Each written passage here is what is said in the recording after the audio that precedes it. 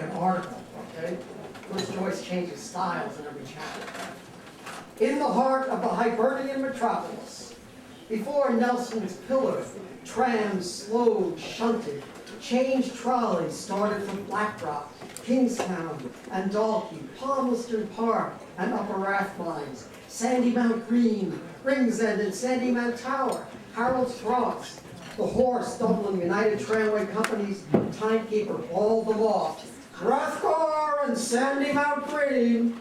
Right and left, parallel, clanging, ringing. A double-decker and a single-deck moved from their railheads, swerved to the downline, glided parallel. Palmerston Park. Gentlemen of the press.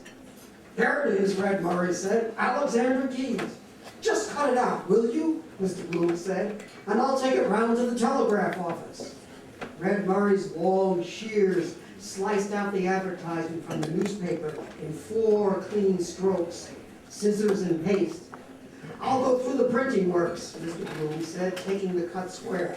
Of course, if he wants a par, Red Murray said earnestly, a pen behind his ear, we can do him one. Right, Mr. Bloom said with a nod. See the canvasser at work. Mr. Bloom laid his cutting on Mr. Nanetti's desk. Excuse me, counselor, he said. This ad, you see, Keys, you remember? Mr. Nanetti considered the cutting a while and nodded. He wants it in for July, Mr. Bloom said. The foreman moved his pencil towards it. But wait, Mr. Bloom said. He wants to change. Keys, you see. He wants 2 keys at the top, like that.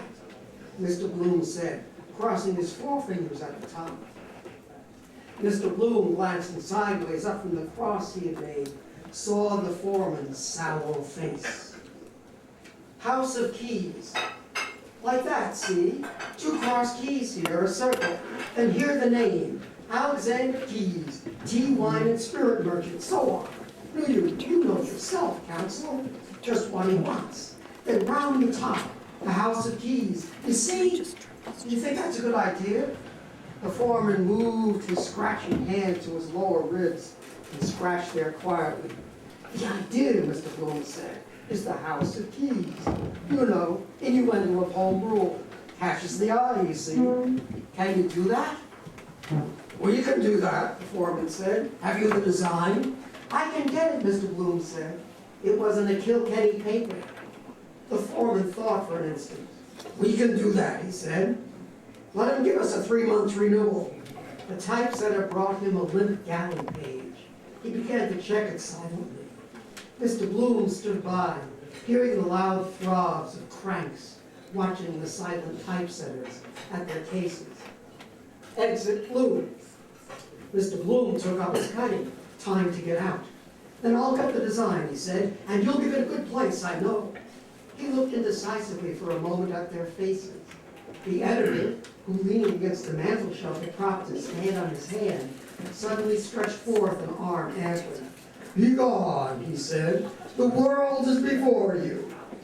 Back in no time, Mr. Bloom said, hurrying out. He'll get that advertisement. You can do it. Mr. O'Madden Burke, tall and copious gray of Donegal tweed, came in from the hallway, Stephen Dedalus behind him, uncovered as he entered. Good day, Stephen, the professor said, coming to peer over shoulders. Foot and mouth? Good day, sir, Stephen answered, blushing. The letter is not mine. Mr. Garatese asked me to. Oh, I know him, Miles Crawford said. I knew his wife, too. The bloodiest old tartar card ever made. By Jesus, she had the foot and mouth disease, and no mistake. The editor laid a hand on Stephen's shoulder. I want you to write something for me, he said. Something with a bite in it. You can do it.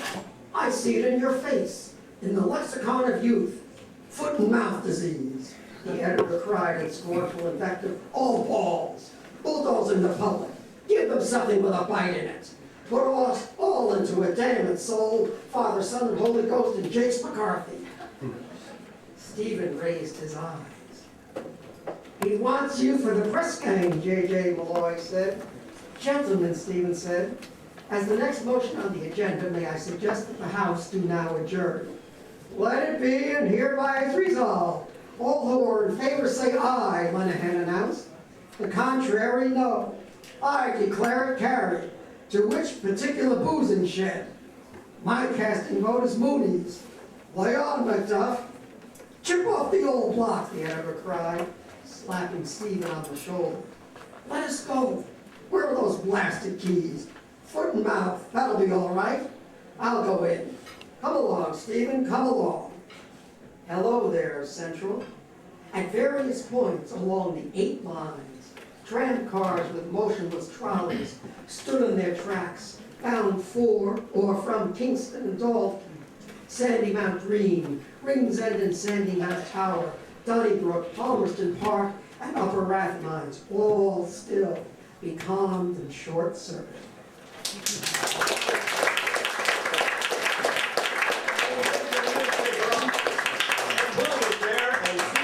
There, and they just missed ships passing, not quite in the night. And our next little stop is going to bring back Mr. Bloom in the person of Mick Olgrack, is what I decided to call him on occasions like this. And joining us will be Elizabeth Harper, who is a Chicago poet, reads in bars and sometimes cafes and art galleries, bookstores, and churches. 2 books of poetry, love songs from psychopaths and fairy tales gone awry. She also is the recurring host at Phyllis's Musical Inn for a reading and variety show called Elizabeth's Crazy Little Thing. Please welcome Elizabeth Harper. Please welcome Mick Olgrack.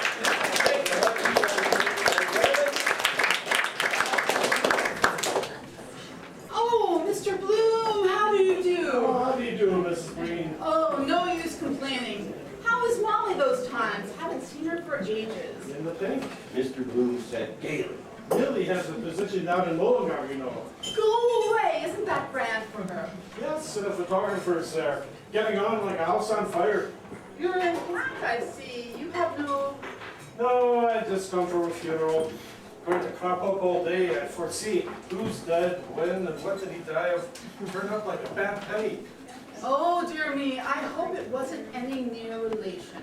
Dignam, an old friend of mine. He died quite suddenly, poor fellow. Heart trouble, I believe. Funeral was this morning. Sad to lose the old friends. Mrs. Green's woman and I said no, probably. That was my part, but thank you. I'll get the next one. Now that's quite enough. Let's change the subject. And your lord and master. Mr. Green turned to her, glued 2 large eyes. Oh, don't be talking. He's a caution to rattlesnakes. There must be a new moon out. He's always bad then. Do you know what he did last night? What? Mr. Bloom asked. Woke me up in the night. Dreamed he had a nightmare. Said the ace of spades was walking up the stairs. The ace of spades. Did you ever see anything of Mrs. Beaufoy? Mr. Bloom asked once more, changing the subject. Mina Purefoy? Philip Beaufoy, I was thinking. Playgoers Club, yes. I just called to ask on the way in. Is she over it? She's in the lying-in hospital in Hollis Street. Dr. Horn got her in. She's 3 days bad now. Oh, Mr. Bloom said, his heavy pitying gaze absorbing her news. His tongue clicked in compassion.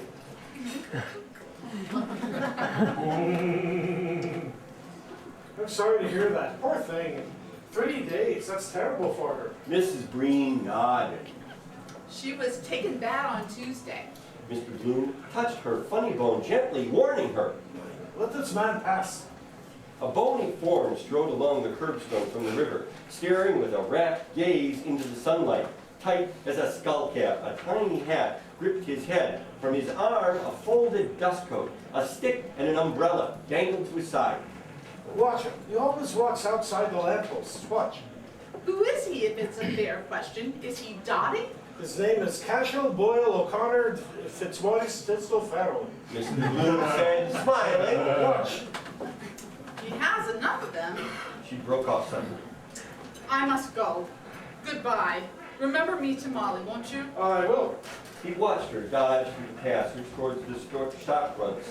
Mr. Bloom walked on, easily seen ahead of him in sunlight, the tight skull-piece, dangling stick, umbrella, dust coat. That's one way of getting on in the world. Poor Mrs. Purifoy, left it his husband, left it in his madness. Even with a stopwatch, 32 Jews a minute. Supposed to be well connected. Theodore's cousin in Dublin Castle. One Tony relative in every family. Party annuals he presents her with, the squalors. Poor thing. Then having to give the breast year after year, all hours of the night. Selfish. 3 days, imagine groaning on a bed with a vinegared handkerchief around her forehead, her belly swollen out. Phew. Dreadful, simply. Child's head too big, forceps. Doubled up inside her, trying to butt its way out blindly, groping for the way out. Kill me, that would. Lucky Molly got over hers lightly. They ought to invent something to stop that. Life with hard labor. Twilight sleep idea. Queen Victoria was given that. 9 she had. A good layer. Old woman that lived in a shoe, had so many children.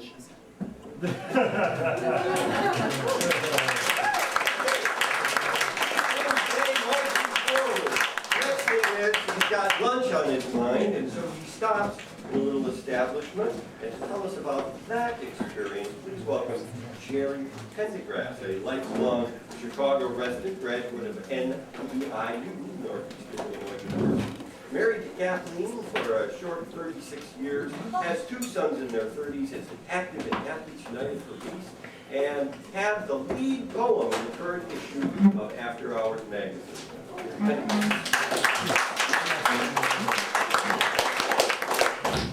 Burton Restaurant cutting.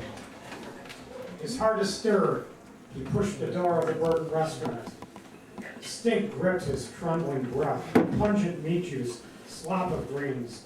See the animals fade. Men. Perched on high stools by the bar, hats shoved back. At the tables calling for more bread, no charge. Swilling, loafing, gobfuls of sloppy food, their eyes bulging, wiping wetted mustaches. A pallid, stew-faced young man polished tumbler knife, fork, and spoon with his napkin. New set of microbes. A man with an infant sauce-stained napkin tucked around him shoveled gurgling soup down his gullet. A man spitting back on his plate, half-masticated gristle. No teeth that chew it. Chop from the grill, bolting to get it over. Sad booser's eyes, bitten off more than he can shoot. Hungry man is an angry man, working tooth and jaw. That last pagan king of Ireland, Cormac in the school poem, choked himself at sletting southward of the Boyne. Wonder what he was eating, something galactious. St. Patrick converted him to Christianity. Couldn't swallow an owl, however. Smells of men. Couldn't eat a morsel here. Fellow sharpening knife and fork to eat all before him. Old chap chewing the cud before and after. Grace after meals. Get out of this. A fellow ramming a knife full of cabbage down as if his life depended on it. Other chap telling him something with his mouth full. Sympathetic listener. Table talk. He backed towards the door. Get a light snack and Davy Burns. Stopped it. Keep me going. Had a good breakfast. Roast and mash there. Pint of stout. Every fellow for his own. Tooth and nail. He came out into clear air and turned back towards Grafton Street.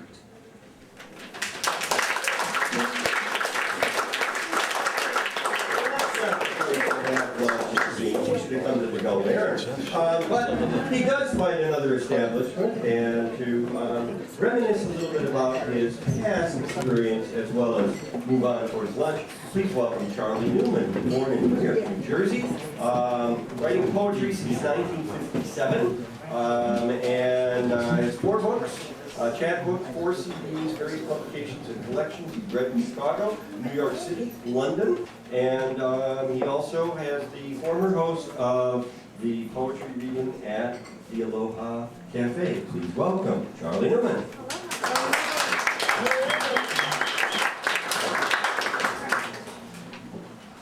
Stuck on the pane, 2 flies, buzzed, stuck. Glowing wine on his palate lingered, swallowed, crushing the wine-pressed grapes of Burgundy, sun's heat it is. Seems to a secret touch telling me memory, touched his sense, moistened, remembered. Hidden under the wild ferns on Howe, below us bay, sleeping sky, no sound. The sky, the purple bay by Lion's Head, green by Drumlock, yellow-green towards Sutton, fields of undersea, the lines faint brown in grass, buried cities. Pillowed on my coat, she had her hair, earwigs in the heather, scrubbed my hand under her bait. You'll toss me all, oh wonder call. Cool, soft with ointments, her hand touched me, caressed, her eyes upon me did not turn away. Ravished over her I lay, full lips open, kissed her mouth, softly she gave me my mouth, the seed cake warm and chewed, mouth's pulp her mouth and mumbled sweet and sour with spittle. Joy, I ate it, joy, young life, her lips that gave me pouting soft, warm, sticky gum jelly lips. Flowers her eyes were, take me, willing eyes, pebbles fell, she lay still. A goat, no one, high on Ben Howe, rhododendrons, and Anigo, walking sure-footed, dropping currants. Screamed under ferns, she laughed, warm-folded. Wildly I lay on her, kissed her eyes, her lips, her stretched neck, beating women's breasts full in their blouse of nun's veiling, fat nipples upright, hot. I tongued her, she kissed me, I was kissed. All yielding, she tossed my hair, kissed, she kissed me and me now, stuck, flies buzzed.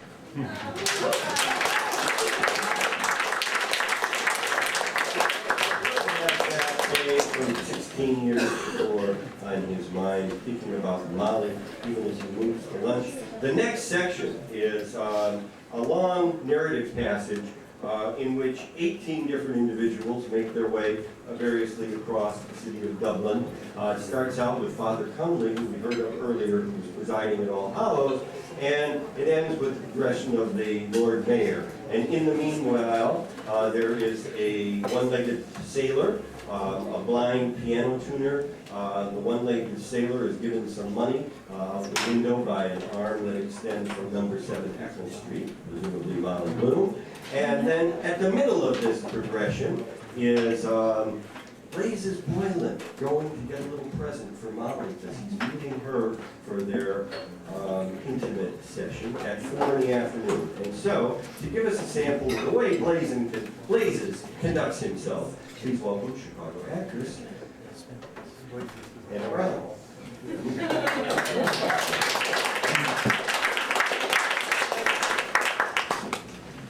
The blonde girl in Hortons fitted the wicker basket with rustling fibre. Blazes Boylan handed her the bottles, swathed in pink tissue paper in a small jar.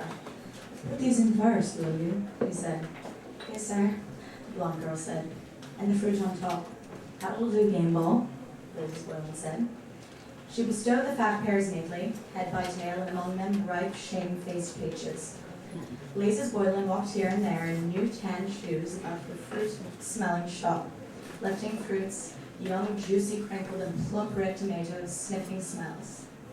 He turned suddenly from a chip of strawberries, drew a gold watch from his fob, and held it at its chain's length. "Can you send them by tram now?" A dark-backed figure under a merchant's arch scanned books on the hawker's cart. "Certainly, sir." "Is it in the city?" "Oh, yes," Blazes Boylan said. 10 minutes. The blonde girl handed him a docket and pencil. "Will you write the address, sir?" Blazes Boylan at the counter wrote and pushed the docket to her. "Send it at once, will you?" he said. "It's for an invalid." "Yes, sir." "I will, sir." Blazes Boylan rattled merry money in his trousers pocket. "What's the damage?" he asked. The blonde girl's slim fingers reckoned the fruits. Blazes Boylan looked down into the cut of her blouse, a young pullet. He took a red carnation from the tall stem glass. That's for me, he asked gallantly. The blonde girl glanced sideways and, at him, got up regardless, with his tie a bit crooked, blushing. Yes, sir, she said. Bending archly, she reckoned again fat pears and blushing peaches. Blazes Boylan looked into her blouse with more favour, the stalk of red flower between his smiling teeth. May I say a word to your telephone, missy? He asked roguishly.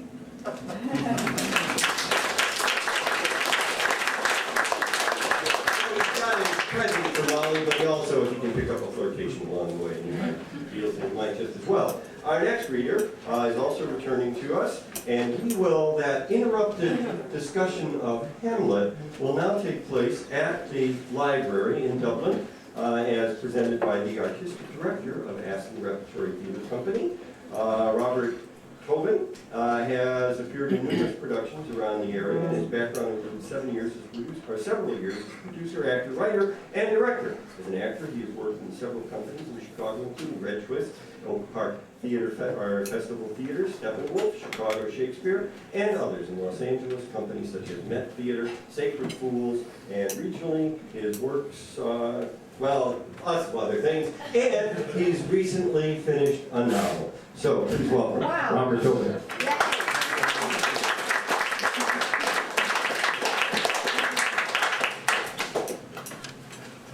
The play begins.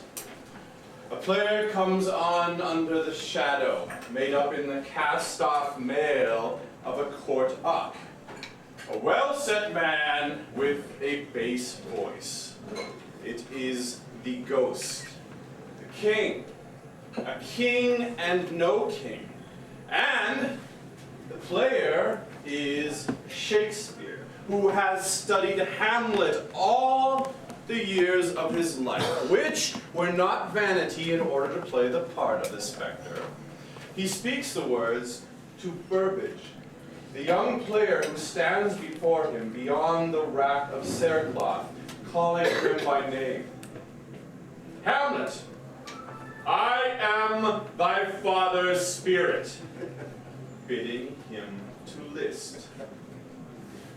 To a son he speaks, the son of his body, Hamnet Shakespeare, who has died in Stratford, that his namesake may live forever. Is it possible that that player, Shakespeare, a ghost by absence, and in the vesture of buried Denmark, a ghost by death, speaking his own words to his own son's name, had Hamnet Shakespeare lived, he would have been Prince Hamlet's twin. Is it possible, I want to know, or probable, that he did not draw or foresee the logical conclusion of those premises? You are the dispossessed son, I am the murdered father, your mother is the guilty queen, Anne Shakespeare, born Hathaway.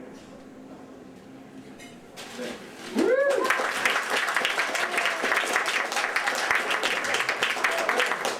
That the librarian Bloom is making his way once more along the Strand, that same spot where Stephen had been earlier, ruminating his Hamlet electrical modality visible.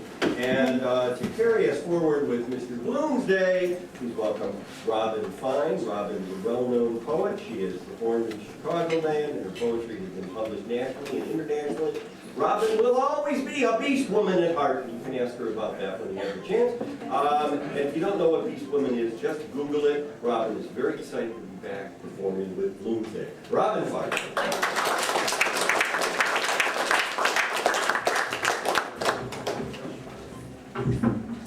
I'm going to make a lot of noise here, so. Noise in the street. Okay. But by God, I just lowering the heel of the pint when I saw the citizen getting up to waddle to the door, puffing and blowing with the dropsy, and he cursing the cursed Cromwell on him, bell, book, and candle, and the Irish spitting and spatting out of him, and Joe and little Alf around him like a leprechaun trying pacify him. "Leave me alone," says he. And begob, he got as far as the door, and they holding him, and he bawls out, and he bawls out of him, "3 cheers for Israel! Arrah, sit down on the parliamentary side of your arse, for Christ's sake, and don't be making a public exhibition of yourself. Jesus, there's always a bloody clown, or other kicking up a bloody murder about bloody nothing. God, it turned the porter sour, and your guts so it would." And all the ragamuffins and sluts of the nation round the door, and Martin telling the Jarvey to drive ahead, and then the citizen bawling, and Alf and Joe at him to wish, and he on his high horse about the Jews, and the loafers calling for a speech, and Jack Power trying to get him to sit down on the car and hold his bloody jaw, and a loafer with a patch over his eyes starts singing, "If the man in the moon was a Jew, Jew, Jew," and slut shouts out of her, "And Mr. Fly is up." And he says Mendelssohn was a Jew, and Karl Marx and Spinoza, and the Savior was a Jew, and his father was a Jew. "Your God, he had no father," says Martin. "That'll do now, drive ahead." "Whose God?" said the citizen. "Well, his uncle was a Jew," says he. "Your God was a Jew. Christ was a Jew just like me." God, the citizen made a plunge back into the chop. "By Jesus," says he, "I'll brain that bloody Jew in for using the holy name. By Jesus, I'll crucify him. So I will. Give us that biscuit box here. Stop! Stop," says Joe. But God, the devil wouldn't stop him until he got hold of that bloody tin anyhow, and out with him. And the laugh hanging on his elbow, and he's shouting like a stuck pig, as good as any bloody play in the Queen's Royal Theatre. "Where is he till I murder him?" And Ned and JJ paralyzed with laughing. "Bloody war," says I. "I'll be in for the last gospel." But as luck would have it, the Jarvey got the nag's head around the other way, and off with him. "Hold on, citizen," says Joe. "Stop." Begob, he threw his hand. Should I throw it? Sure. Yeah. He threw his hand and made a swipe and let it fly. Mercy of God, the sun was in his eyes, or you have left him for dead. God, he never sent it into the county Longford. The bloody nag took fright, and the old mongrel after the car like a bloody owl, and all the populace shouting and laughing, and an old tin box clattering along the street. The catastrophe was terrific and instantaneous in its effect. The observatory of Dunsink registered in all 11 shocks, and there is no record extant of a similar seismic disturbance in our island since the earthquake of 1534, the year of the rebellion of the Silken Thomas. You never saw the like of it in all your born puff. God, if he got that lottery ticket on the side of his full, he'd remember the gold cup, he would so. But begob, the citizen would have been lagged for assault and battery, and Joe for aiding and abetting. The Jarvey saved his life by furious driving, and sure God made Moses. What? Jesus he did. And he let a volley of oaths after him. "Did I kill him?" says he, "or what?" And he's shouting to the bloody dog, "After him, Gary, after him, boy!" And the last we saw was that bloody cow rounding the corner, an old sheep's face on it, gesticulating, and the bloody mongrel after it with his lugs back for all he was bloody well worth to tear him limb from limb. 100 to 5, Jesus, you took that value out of it, I promise you. Well, lo, there came about them at all a great brightness, and they beheld the chariot run in. He stood, ascend to heaven, and they beheld him in the chariot, clothed upon in the glory of the brightness, having raiment as of the sun, fair as the moon, and terrible that for all they durst not look upon him. And there came a voice out of heaven, calling, "Elijah, Elijah," and he answered with a main cry, "Abba Adonai." And they beheld him, even him, Ben Bloom, Elijah, amid clouds of angels, ascend to the glory of the brightness at an angle of 45 degrees over Donahoe in a little green street, like a shot off a shot.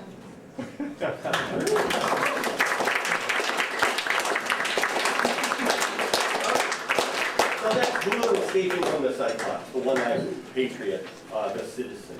And now, that point that I introduced before will now be presented by Rory Jost. And Rory is also returning. He's an actor, a teacher in Chicago. He's a film producer at Oracle Productions, curating film screenings and up-and-coming directors. And this is last year, so he can't currently be seen in the American play at Oracle Theater until August 1st, because that was August 1st, 2015. Please welcome Rory Jost.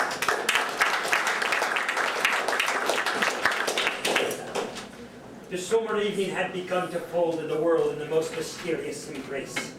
Far away in the west the sun was setting, and the last glow of all too fleeting day lingered lovingly on the sea and strand, on the proud promontory of dear old Howth, guarding as ever the waters of the bay, on the weed-grown rocks along sandy Mount Shore, and last but not least, on the quiet church whence there streamed forth at times upon the stillness the voice of prayer to her who is in her pure radiance, a beacon ever to the storm-tossed heart of man, Mary, star of the sea. The three girlfriends were seated on the rocks, enjoying the evening scene and the air, which was fresh, but not too chilly. Many a time and oft there were they want to come there to that favourite nook to have a cosy chat beside the sparkling waves, discuss matters feminine. Sissy Caffrey and Edie Boardman with the baby in the pushcart, and baby Tommy and Jackie Caffrey, two little curly-head boys dressed in sailor suits with caps to match, and the name HMS Belle Isle printed on both. For both Tommy and Jackie Caffrey were twins, scarce 4 years old, and never very noisy, and spoiled twins sometimes, but for all that, darling little fellas with bright merry faces and endearing ways about them. They were dabbling in the sand with their spades and buckets, building castles as children do, or playing with their big coloured ball, happy as the day was long, and Edie Boardman was rocking the cubby baby to and fro in the pushcart, while the young gentleman fairly chuckled with delight. He was but 11 months and 9 days old, and though still a tiny toddler, was just beginning to lisp his first babyish words. Sissy Caffrey bent over to him to tease his little fat little locks and the dainty dimple in his chin. "Now, baby," Sissy Caffrey said, "stay out big. I want a drink of water." And the baby prattled after her, "I-jaw, Ma." Suddenly, Jackie Caffrey called out, "Oh, look, Sissy!" And they all looked. "It's fireworks," Sissy Caffrey said. And they all ran down to the strand to see over the houses and the church helter-skelter, Edie with the pushcar with baby Boardman in it, and Sissy holding Tommy and Jackie by the hand so they wouldn't fall running. "Come on, Gertie," Sissy called. "It's Stephenshire fireworks." But Gertie was adamant. She had no intention of being at their beck and call. If they could run like little Rossie, she could sit so she said she could see from where she was. The eyes that were fastened upon her set her pulses tingling. She looked at him for a moment, meeting his glance. A light broke in upon her. White-hot passion was in that face, passion silent as the grave, and it made her his. At last they were left alone, without the others to pry and pass remarks, and she knew she could be trusted to the death, steadfast, a sterling man. A man of inflexible honor to his fingertips. His hands and his face were working, and a tremor went over her. She leaned back far to look up where the fireworks were. She caught her knee in his hands so as to not fall back looking up, and there was no one to see, only him and her, when she revealed all her graceful, beautifully shaped legs like that, softly and soft, delicately rounded. And she seemed to hear the panting of his heart, his hoarse breathing, because she knew too about the passion of men like that, hot-blooded, because Bertha Supple told her once in dead secret and made her swear she'd never about the gentleman lodger that was staying with them out of the congested districts board, that had pictures cut out of papers of those skirt dancers and high kickers, and she said he used to do something not very nice that you imagine sometimes. But this was altogether different from a thing like that, because there was all the difference, because she could almost feel him draw her face to his, and that first quick hot touch of his handsome lips, Besides, there was absolution so long as you didn't do the other thing before being married, and there ought to be women priests that would understand without your telling out. It's this Catherine too sometimes that had that dreamy look in her eyes, so that she too, my dear, and Winnie Rippingham so mad about actors' photographs, besides it was on account of that other thing coming on the way that it did. And Jackie Caffrey shouted to look. There was another, and she leaned back, and the Carters were blue to match on account of the transparent, and they all saw it, and they all shouted to look, look, there it was. She leaned back ever so far to see the fireworks, and something queer was flying through the air, a soft thing, to and fro, dark, and she saw a long Roman candle going up over the trees, up, up, up, and in the dense bush, they were all breathless with excitement as it went higher, higher, and she had to lean back more and more to look up after it, high, high, almost out of sight, and her face was suffused with divine and entrancing blush from straining back, and he could see her other things too, names of knickers, the fabric that caresses the skin, better than those other Pennyweight, the grading 4 and 11 on account of being white, and she let him, and she saw that he saw, and then it went so high, it went out of sight a moment, and she was trembling in every limb from being bent so far back that she had a full view high above her knee, where no one had ever even on the sing or waiting, and she wasn't ashamed. And he wasn't either to look at that immodest way like that, because she couldn't resist the sight of those wondrous revealments half offered, like those gentlemen looking, like those skirt dancers behaving so immodest before gentlemen looking, and he kept on looking, looking. She would fain have cried to him chokingly, held out her snowy, slender arms to him to come to feel his lips laid on her white brow, the cry of a young girl's love, a little strangled cry wrung from her. That cry has rung through the ages. And then a rocket sprang and bang, shot blind blank, and oh! Then that Roman candle burst, and it was like a sigh of oh! And everyone cried oh! Oh! There were raptures, and it gushed out of every stream of rain, gold hair, threads, and they shed an ah! And they were all green, dewy stars falling with golden, oh, so lovely, oh, sweet, soft, soft. Then all melted away to in her hair. Ah, she glanced at him as she bent forward quickly. Then the Peter glance, a piteous protest of shy reproach under which she colored like a girl. She was leaning back against the rock behind. Leopold Bloom, for it is he, standing silent with bowed head before those young eyes. What a brute he had been! And at it again, a fair unsullied soul had called to him, and wretch that he was, how had he answered? Another cad he had been, of old man! But there was an infinite store of mercy in those eyes for him to a word of pardon, even though he had erred and sinned and wandered. Should a girl tell? No, 1,000 times no. That was their secret, only theirs, alone in the hiding twilight, and there was none to know or tell save the little bat that flew so softly through the evening to and fro. The little bats don't tell. Sissy Caffrey whistled, imitating the boys in the football field to show what a great person she was. And then she cried, Gertie! Gertie, we're going! Come on! We can sing from further up! Gertie had an idea, one of Love's little ruses. She slipped a hand into her kerchief pocket and took out the wadding and waved it in reply, of course, without letting him, and then slipped it back. Wonder if he's too far too. She rose. Was he to goodbye? No. She had to go, but they would meet again there, and she would dream of that till then, tomorrow, of her dream of yesterday. She drew herself up to her full height.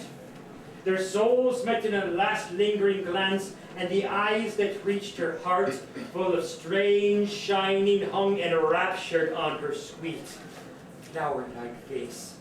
She half smiled at him wanly, a sweet, forgiving smile, a smile that verged on tears, and then parted. Slowly, without looking back, she went down to the uneven strand to Sissy, to Edie, to Jackie and Tom and Catherine, to little baby Boardman. It was darker now, and there were stones and bits of wood on the strand and slippy seaweed. She walked with a certain quiet dignity, characteristic of her, but with care, and very slowly, because Gertie McDowell was. High boots? No, she's lame! Whoa! Mr. Bloom watched her as she limped away. Poor girl. That's why she's left on the shelf and others did a sprint. Thought something was wrong by the cut of her jib. Jilted beauty. The defect is 10 times worse in a woman. That makes me light. And I didn't know it when she was on the shore. Little Deborah all the same.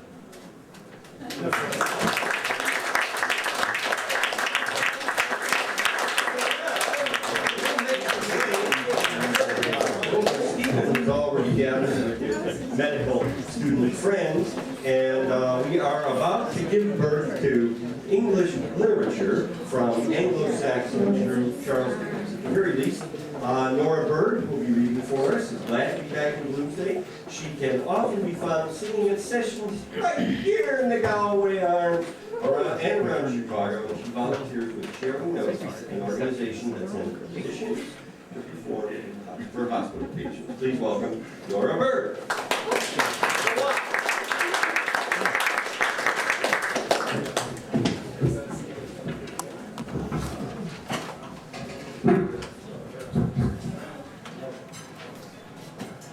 Send us, bright one, light one, Horburn, quickening, and womb fruit. Send us, hoops-a boy, hoopsa.